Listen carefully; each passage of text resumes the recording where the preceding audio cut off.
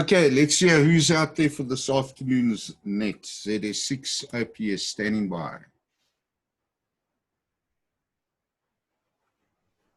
Yankee. 86 Juliet Romeo Mike.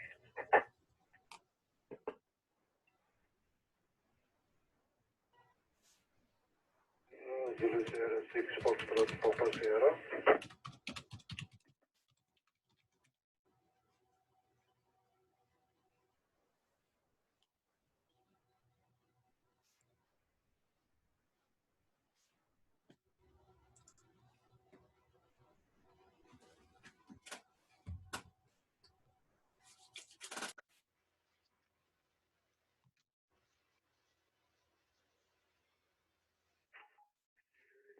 No, nothing beautiful.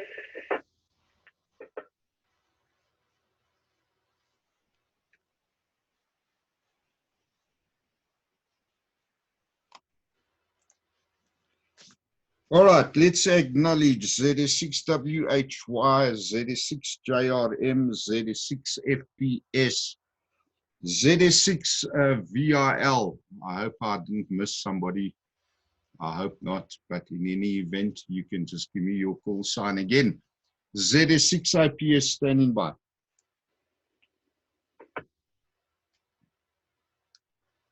Echo 3, Echo 1.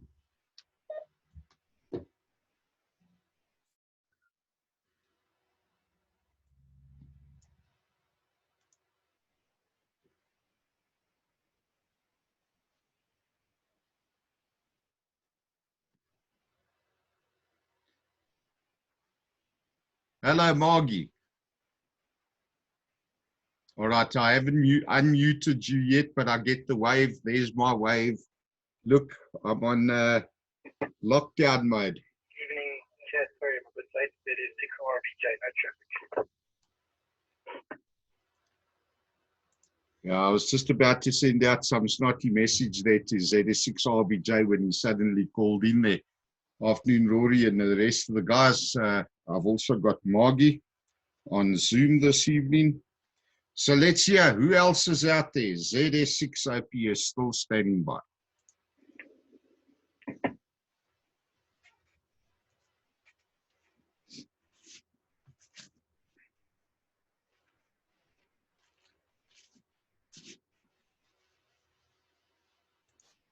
I've got 1733. We'll give it another 2 minutes or so. Let's hear anybody else out there. ZS6 Oscar Papa Sierra standing by.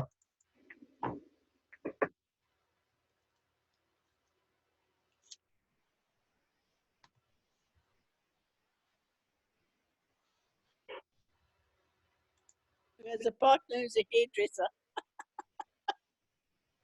I'm going to mute you. All right, still nothing else heard at this stage. Still 1733, just coming on 1734. Come, guys. I know it's winter and it's starting to get dark and all the rest of it. Shake the trees there. Let's see who's out there. ZS6OPS standing by.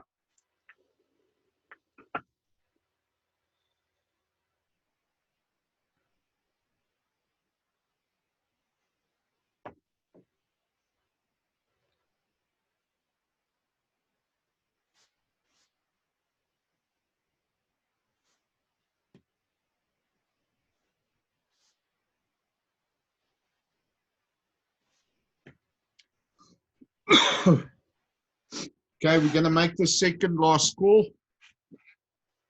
Anybody else out there yet? ZS6OPS still standing by.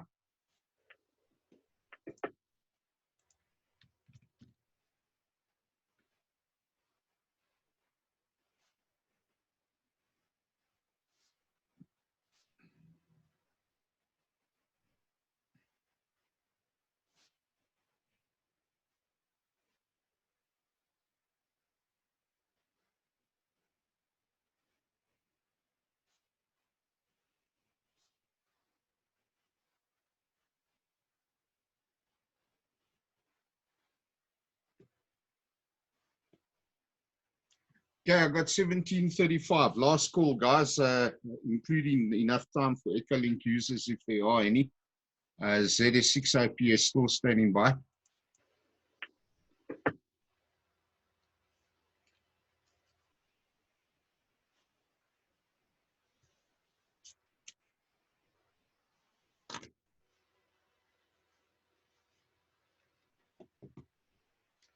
Okay, nothing else heard. Let's get started. Good afternoon, everybody. Trust everybody as well. Thanks for joining us. This weekly net runs every Sunday at 17 hours 30. It is designed specifically for the radio amateurs who have an interest in MCOM. However, anybody and everybody is more than welcome to join in and participate and get involved. You don't need to be a member of any body, entity, or otherwise. As long as you pay your ICRC license fee, you are more than welcome to come up. Having said that, I think just make a note of the call-in order while I'm busy looking for my window, which has now gone astray. I saw it a few minutes ago, and when I look again, it has just disappeared, sudden death. Call-in order. Got it. Call-in order is ZS6 Whiskey Hotel Yankee. Neil, you can give it over to James, ZS6 JRM. James, you can give it to Pierre, ZS6 FPS. And Pierre, give it to Battis, ZS6 VRL. And then hand it over to Rory, ZS6 RBJ. And I'll just chat with Margie privately on the sideline there. And then Rory, of course, you can give it back to me. I just wanted to mention one point of good news.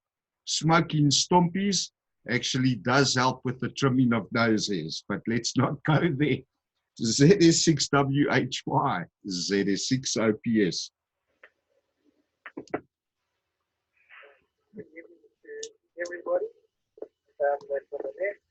No, on my side, everything is going well and no problem. Just enjoying the nice weather we're having.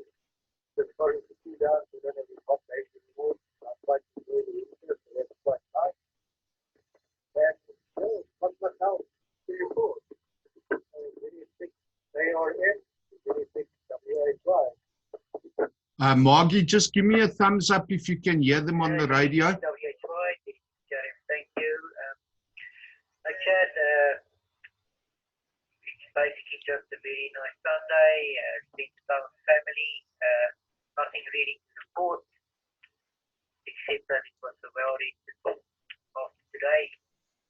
So I'm going to pass over to Pierre, ZS6 FPS, ZS6 JRM. Great, thanks, James. Good afternoon or good evening to everybody on the net. Nothing to report on my side. Getting chilly. Yeah, I'm not really a winter guy. I like the summers and the rain and so on. So that's all from my side. I'm going to hand over to Battis, ZS6 VIL from ZS6 FPS.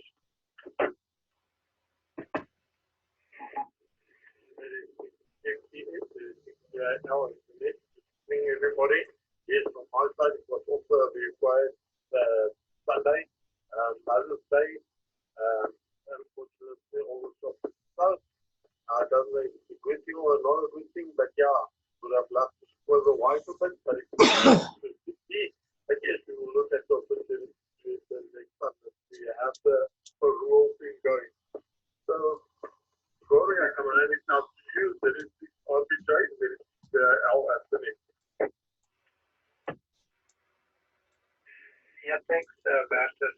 Evening, everyone. All pretty much the same on my side, except that work is slowly starting to pick up again. I've got a full day ahead of me tomorrow, so I think I wouldn't say things are getting back to normal, but yeah, things are starting to pick up a little bit.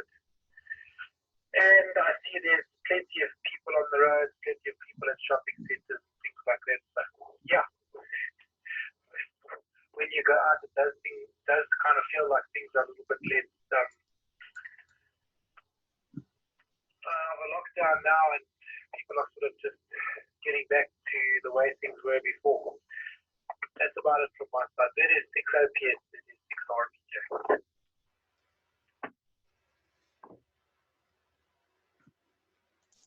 Okay, good stuff. Thanks, Rory. Yeah, I left a bit of a gap there, just in case there was any latecomers. Firstly, happy Mother's Day, everybody, and to your wives. I hope that the guys took care of you today, at least, even though I don't think many people actually went out to buy anything or could buy anything. Although, having heard what Rory had to say on Friday about shopping centres being packed full and all the rest of it, I wouldn't be surprised if most of the mothers got more than they bargained for, especially for the mothers that are suffering from what I term cabin fire, not being accustomed to being at home during a lockdown, that type of thing. So, yeah, at least this weekend is over. Lockdown, still the same, still all the ups and downs. A lot of people are still registering with BizPortal and CIPC and all the rest of it in order to bypass the lockdown restrictions. And unfortunately, the authorities are starting to clamp down on that one, unfortunately. Okay, guys, what I want to do is, it's about 10 minutes. I want to play this blog. There's actually a recorded version of the blog, which was issued by the International Committee of the Red Cross on the 23rd of April, 2020. And it's titled From the Spanish Flu to COVID-19, Lessons from the 1918 Pandemic and First World War. Now, having listened to it, I thought this, we just need to give a different perspective on COVID-19, because there's a lot of hype and there's a lot of this and there's a lot of that and there's a lot of everything else. And over the last 7 weeks, I've been reminding people that, guys, even though we are in the state of disaster, for one thing, and then secondly, we've got a global pandemic that's taking place, and we mustn't lose focus of the fact that other disasters, other viruses and pandemics, other situations, emergencies can occur within all of this. And to be quite honest, it was the furthest thing from my mind over the past 7 weeks until I listened to this blog, the impact of war. Now, I pause there to let that sink in for a minute. So let's play this and just give you a bit of a different perspective. And at the end of it, I'll just pick up from there. Rory, if you could just WhatsApp me a quality check as well, so that I can make sure that the settings are still the same from Friday night. So let's just check any other late callings. Nobody else comes up. I will start the blog audio version of the blog at least. Z6 OPS standing by.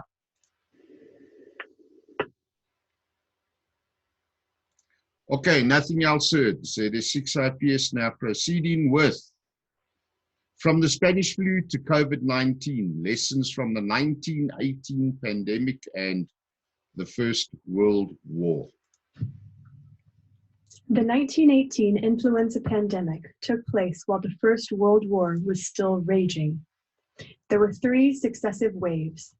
The first in the spring of 1918, the second and most lethal, responsible for 90% of deaths, in the autumn of 1918, and a final upsurge from the winter of 1918 to the spring of 1919. By the end of the pandemic, more than half of the world's population had been infected. Estimations on mortality, challenging to confirm for a lack of data, have continuously been revised upwards. Nowadays, historians and epidemiologists use a broad spectrum ranging from 2.5 to 5% of the world's population, which translates to between 50 and 100 million deaths. The pandemic was therefore 5 to 10 times deadlier than the First World War. History never repeats itself. Every single historical moment is distinct from those past. Nevertheless, parallels can be drawn between different historical events. Even though history does not teach us what to do, it can inspire us to act. Examining the 1918 influenza pandemic is an opportunity to consider the current coronavirus COVID-19 crisis from a different perspective. Stigmatization and propaganda, antiquated and unproductive. Because the outbreak was first identified in the Chinese city of Wuhan, some have labeled COVID-19 the Chinese virus. Stigmatizing a group or a nation for its supposed responsibility in a calamity is not a new trend. Take the simple misnomer of the Spanish flu.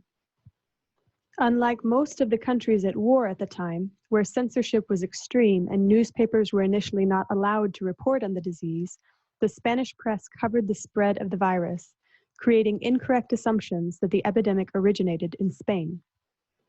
Many other nicknames were given to the pandemic, many based on nationality or race: Spanish lady, French flu, Naples soldier, purple death, war plague, Flanders grip, Kyrgyz disease, black man's disease, Hun flu, German plague, Bolshevik disease, or even the Turco-Germanic bacterium criminal enterprise. These discriminatory epithets reflect the many rumors and theories that quickly spread about the origins of the pathology. Building upon the growing body of war propaganda at the time, all sides of the conflict accused one another of being responsible for the epidemic. In some cases, the enemy was at the origin of the epidemic and using it as a weapon. In others, belligerents accused one another of involuntarily spreading the disease because of a failing health system. In Allied countries, some accused the German pharmaceutical company Bayer of having deliberately introduced the pathogen into aspirin tablets.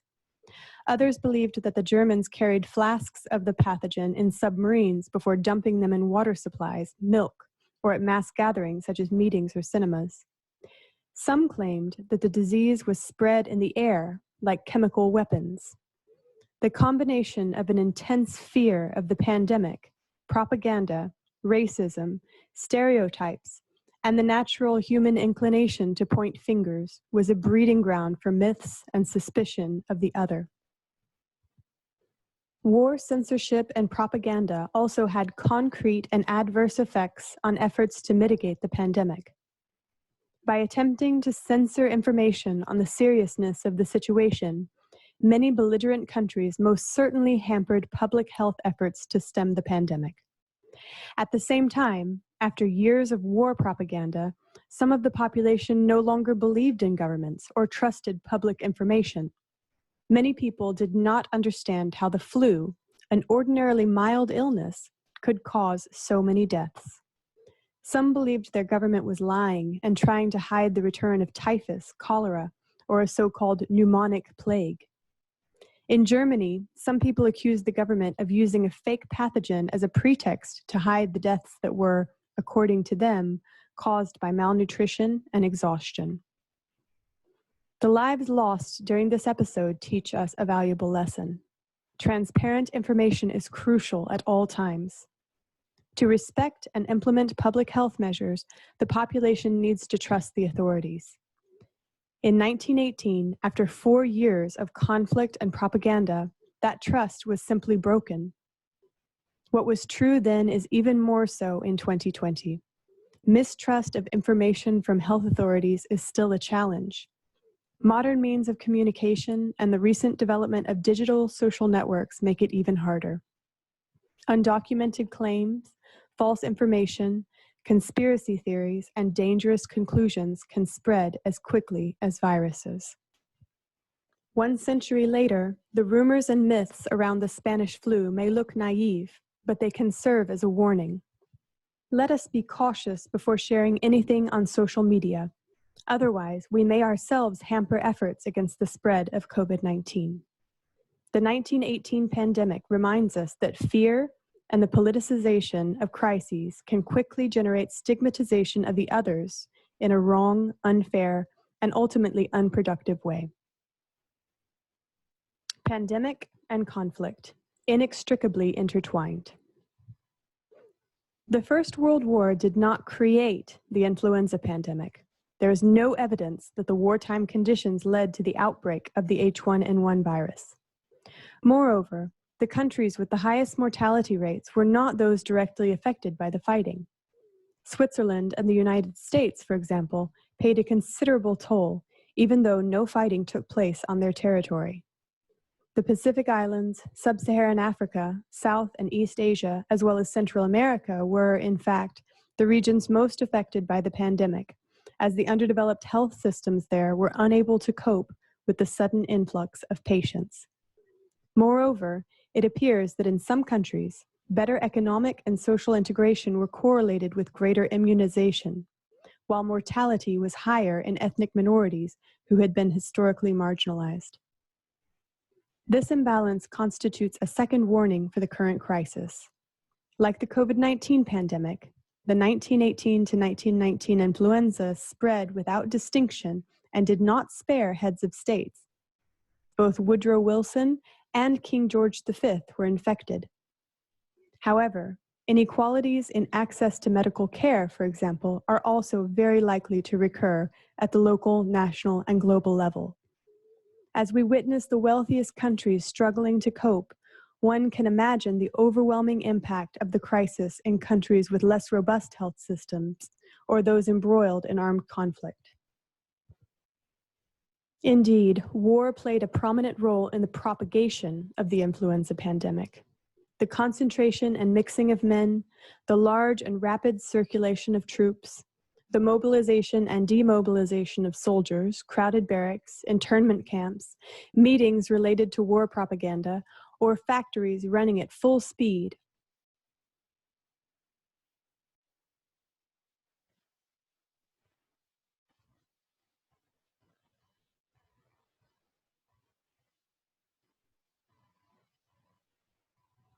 Okay, somewhere along the line, this thing just went into a pause. So give me a minute and let's just sort out why it suddenly went to a pause. Standby one from ZS6IPS.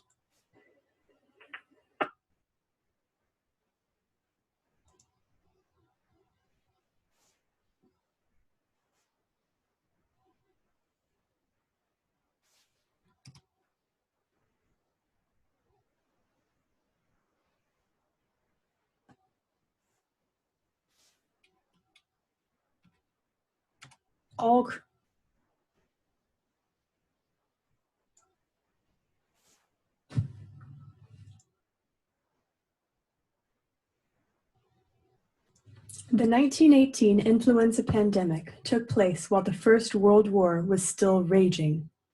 There were 3 successive waves. The first. All right, I'll continue with it from this point. ZS6IPS now transmitting again.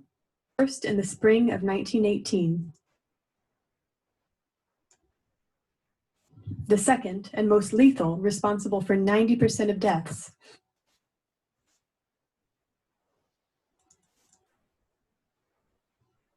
Seems the internet is holding up. Stand by, guys. Let me just fix this up quickly. ZS6IPS. In the autumn of 1918, and a final upsurge from the winter of 1918 to the spring of 1919. By the end of the pandemic, more than half of the world's population had been infected.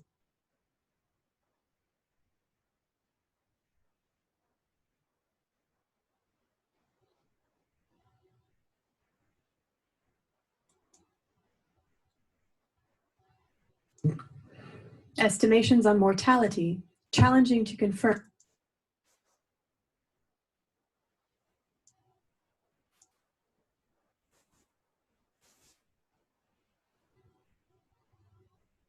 For a lack of data, have continuously been revised upwards. Nowadays, historians and epidemiologists use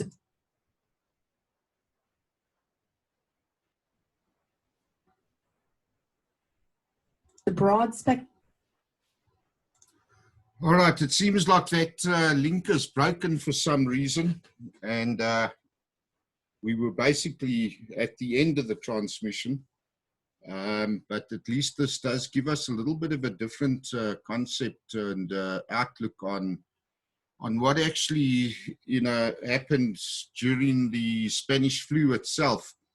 And in essence, the 1918 pandemic being a global and shared human tragedy, its consequences were both political, social, economical, and emotional. And yeah, we sit in COVID-19, and I think that we are basically dealing with exactly the same sort of concept across the board.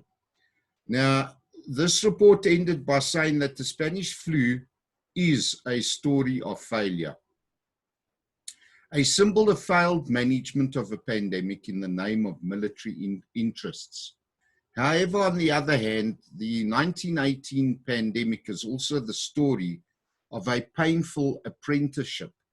As several researchers recently recalled, it led to enormous improvements in public health. Indeed, several strategies such as health education, isolation, sanitation, and surveillance improved our knowledge of the transmission of influenza, and are still implemented today to stem the spread of a disease that has a heavy burden. It contributed to the creation of ministries of health in France and Great Britain, along with the heightened acknowledgement and appreciation of the professional work carried out by nurses. 1 century later, doctors and nurses carry us through the COVID-19 pandemic. We will all remember the nightly rounds of applause for healthcare workers when looking back on this period in our lives. Nevertheless, not all lessons have been learned. The fact that the risk of a new global pandemic arising from any modern war zone seemed to so rarely feature in the political decision making, which determines whether or not nations go to war in the first place, indicates that the lessons of 1918 have not been well learned.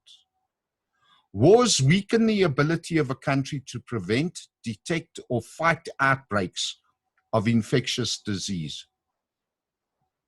And this leaves the civilian population incredibly vulnerable. Of course, the outbreak of COVID-19 did not originate in a country at war, but its impact is disastrous wherever there are armed conflicts or other situations of violence. Now, guys, this is actually where I want to round off this lesson learned.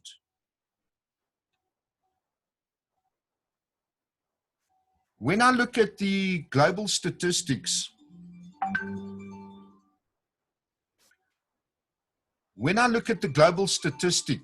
we, in actual fact, see there's two countries that really are at war at the moment. That's Syria and Yemen. And the figures that are being reported in both countries are minimal. I mean, Yemen, I think, has reported about 30 cases, if that. And Syria is not far behind. Now, we don't know exactly how many people then are being infected or have been infected or have lost their lives due to COVID-19 or, you know, one thing that has come out in the last 2 weeks in particular, the International Committee of the Red Cross has also stipulated that we're not actually at war with COVID-19. And the reason that they want the narrative, the terminology changed is because it gives a different connotation to the actual meaning of the word war, i.e., a violent conflict between two opposing forces, two opposing nations, two opposing sovereign states. There is a battle taking place. There is an entire process that has to take place to overcome the pandemic, but it's not a war. And when we sit back and look at these countries now that are in these wars, we don't know what's actually taking place or how this is actually going to pan out in the long term.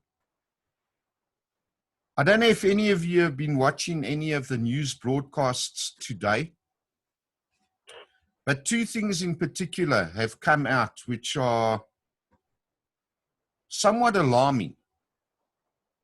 And yes, investigation needs to be done, or further investigation needs to be done. The situation has to be monitored. At the end of the day, we're either going to go through life oblivious of everything around us, or we will be aware of things that can convert our train of thought, our mindset, our daily procedures into one of concern, which hopefully will lead us into an action where we take an action, whichever way. An action is still an action, whether it's positive or negative. And the two things that have come up today on the news, firstly, there is a new case of COVID-19 being reported in Wuhan, China today.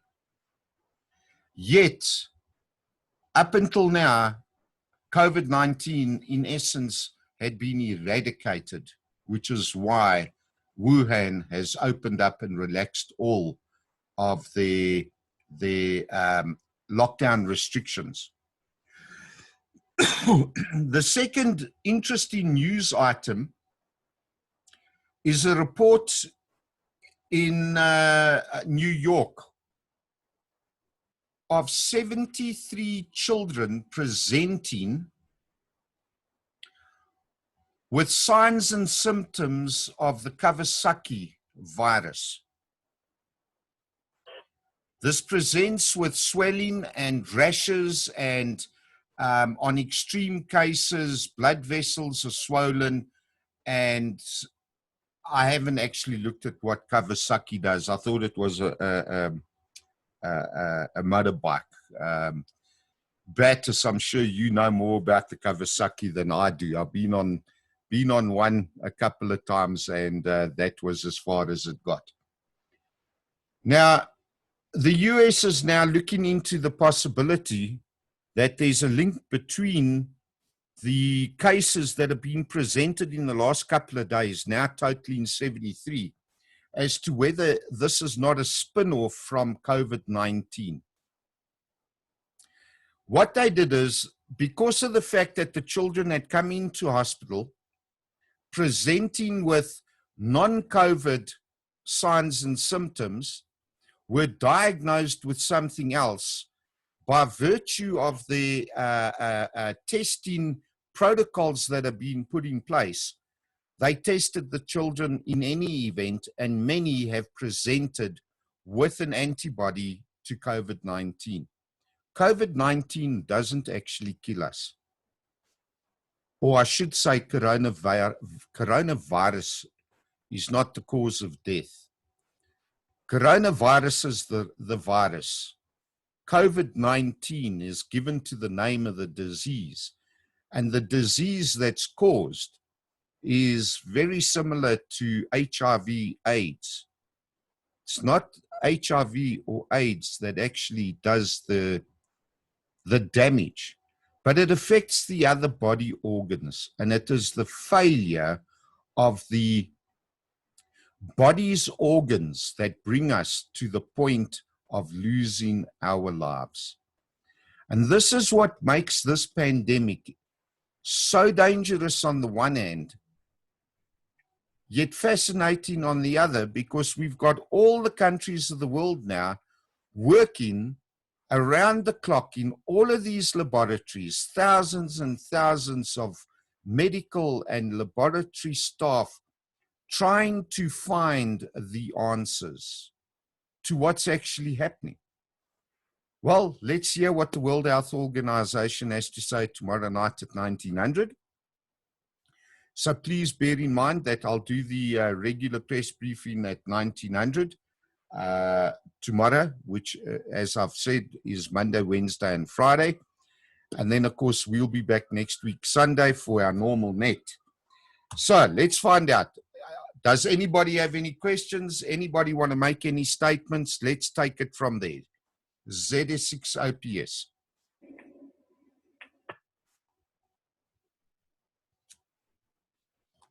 ZS6 FPS. Okay, Pierre, take it away there. ZS6 FPS, ZS6 OPS. Chad, yeah, not really related to us here as such, but I just want to find out if you've had any contact with our USA friend John, Whiskey November 2 Whiskey, and if so, what is the state of what affairs there? ZS6 OPS from ZS6 FPS.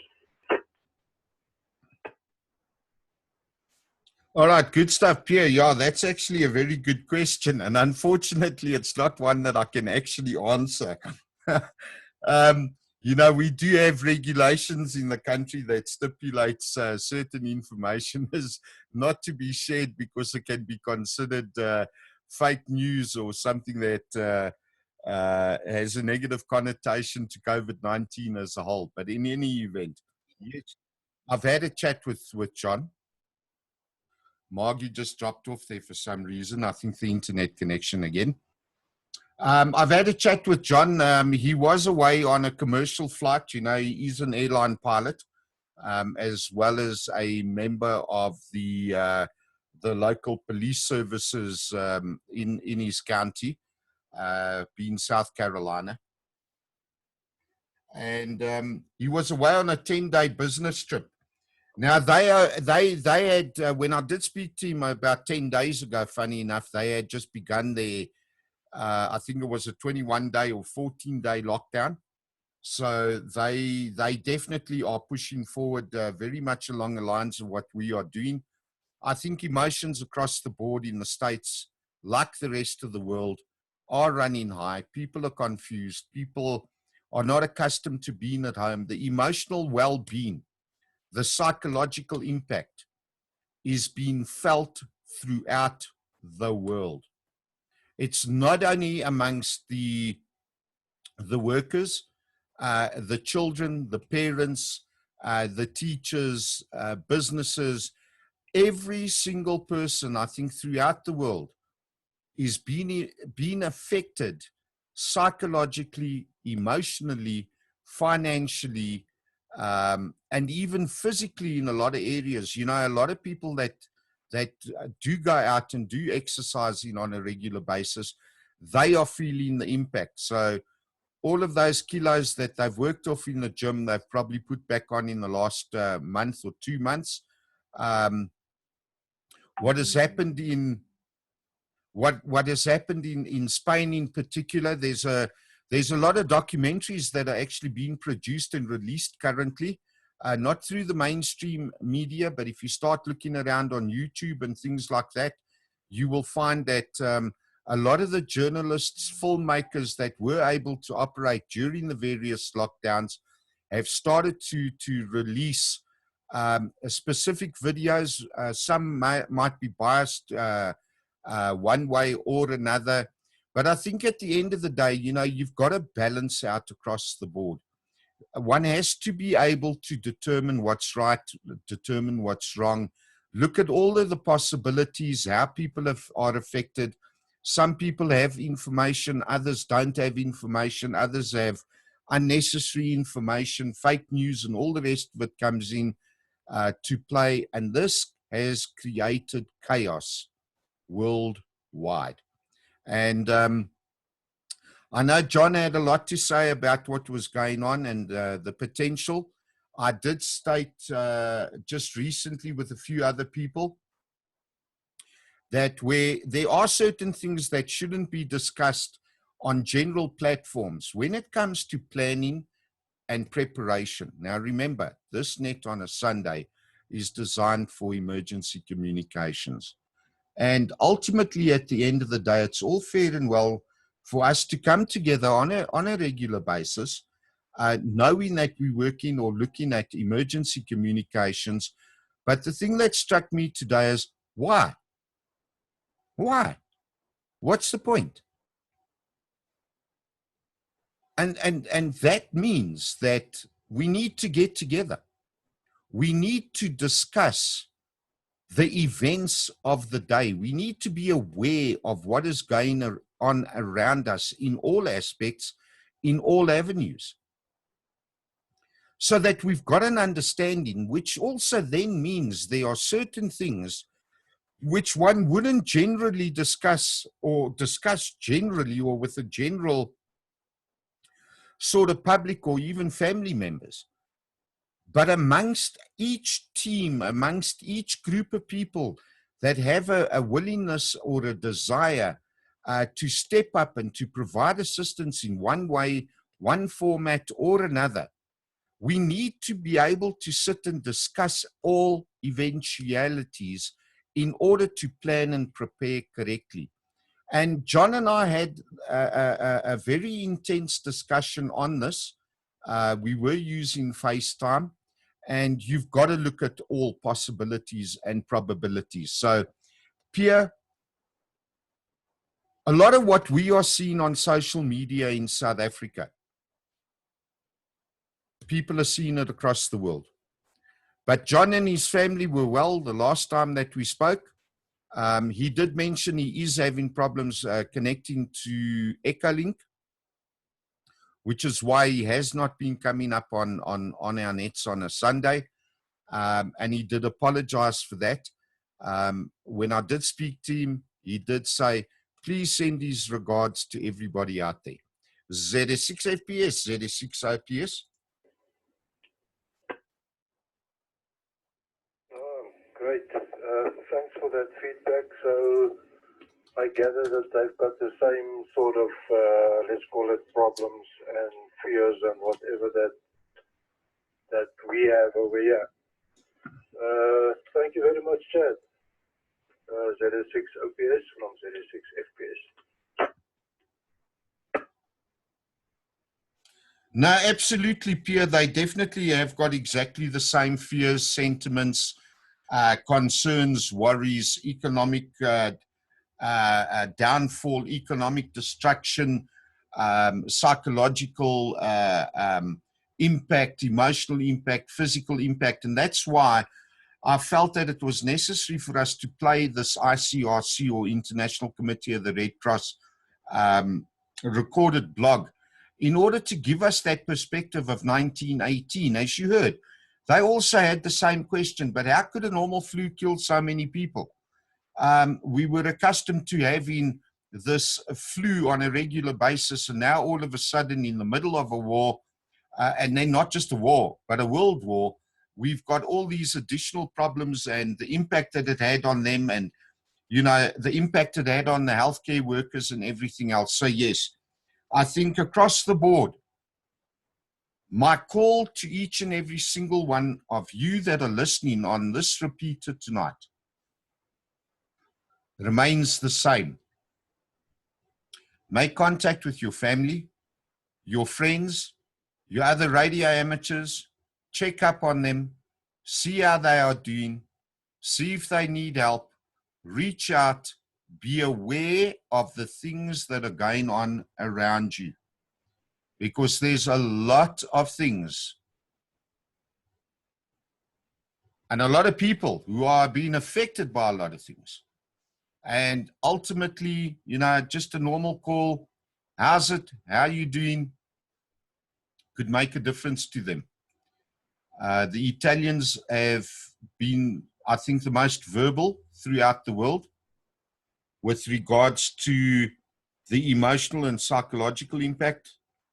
As you have seen on YouTube, just by the design of how their living accommodation is designed and built. All the music in the streets without leaving apartments. It all helps people. Okay, any other comments, anything else? Otherwise, if there's anybody else that would like to add their name to the bottom of the list, please go ahead. Otherwise, I'm going to close the net. ZS6 OPS. ZS6 Delta, just adding my name to the list.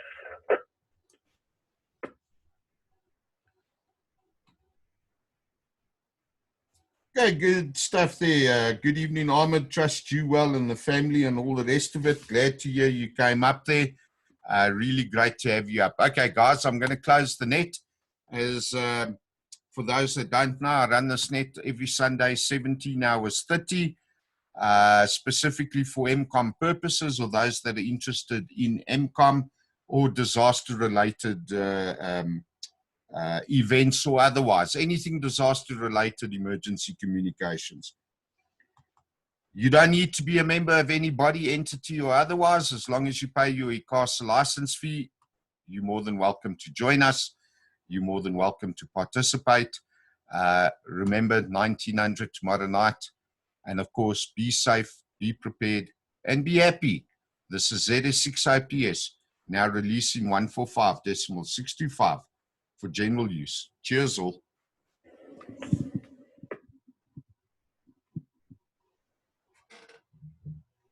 ZS6 IPS, ZS6 GRT.